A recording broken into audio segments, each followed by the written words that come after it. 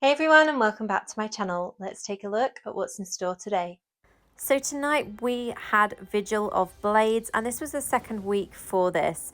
Now this week I'm on the Eminent 1 team, so a different setup to what I had last week, but it does mean that I have the pleasure of fighting alongside two of my Warband guys, Game Zone and Xeon, so it's going to be quite fun to fight alongside them this week. Last week I was with players that I don't really play with very often, whereas these guys I do. Now Xeon was using a different build to normal, and I believe Game Zone was also, and I was too, so it's definitely going to be an interesting match, and I'm sure you'll get to see it from those guys' perspectives on their channels also. So definitely check those out to have a look at what the battle looked like from Necromancer and Demon Hunter perspective. Now, it took me a little while to choose my specialist skill for this match. I was going to go for Stone Hex, but I thought I would rather go for Executioner's Glare, so that I do have something that gives a little bit of damage, and so that I can actually stay back a little bit further from my opponents, because something that I have a habit of with Wizard is going way too close to my opponents because I want to kill everyone. And then I realised, hang on a minute, I'm one of the most squishy classes, as you can see here, because I'm already having to bandage. Now, you can see the number of players on teams has just changed. So we are already a full team, so that means that a new player has joined for the Bloodthirsty Teddy Bears team. And I do believe this is a higher resonance player that has joined them, as their team is pretty balanced with ours to begin with. And you can see it's definitely a high resonance player there. I've taken quite a lot of damage. Thankfully, I have my Saviour and Gladiator active in this build, so my Saviour pet will kick in after my Gladiator has been used up as well.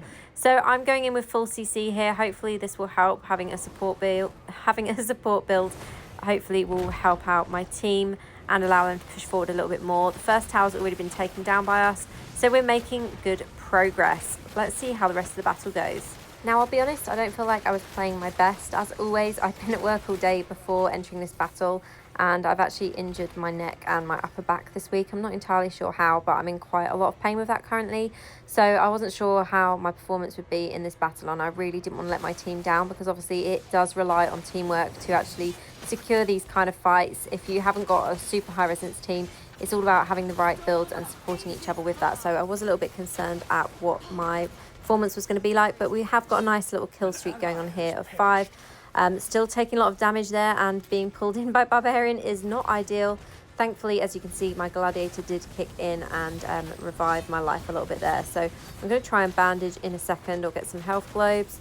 I definitely want to try and survive. It's quite nice if you can complete these battles without dying at all.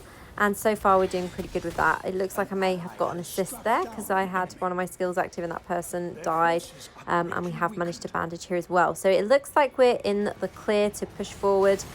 Second tower has been taken down, and we're now heading to the Crystal Heart. But before I got there, my team actually had managed to take it down. So this battle was a victory for us. So let's have a look at the overall results here. We have Game Zone as MVP of the game, so he had the most, it looks like he had the most assists here, so not too bad. I'm quite happy with my performance overall. I got a nice amount of assists and 5 kills as well, and the score overall isn't too bad either. So you can see the score on the right hand side. So we had 33 kills against 8, which isn't bad at all, as we were against one higher resonance player. We do have one high resonance player or higher resonance player on our team, which is 767. Everyone else here is under 5k, I believe. I think we have maybe one over 5k, one 5k, one 7k, and the rest of us are 4k or 4.5k and under. So not too bad result there at all. So now let's take a look at the overall results for our clan. So for us, we had a mixture of wins and losses. It was 5 wins to the Immortals and 7 wins to the Shadows. So we were super close with some of these battles, and a few of them were quite intense, I believe.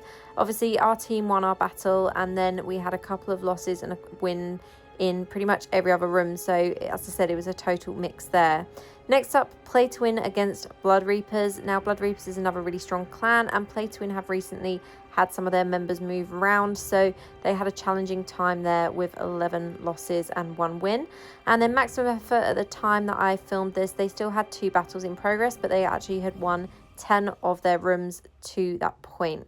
So that was the overall result. At the moment, it is 2 losses to the Immortals. After I finished filming this, the battles ended and Shadows had 1 overall.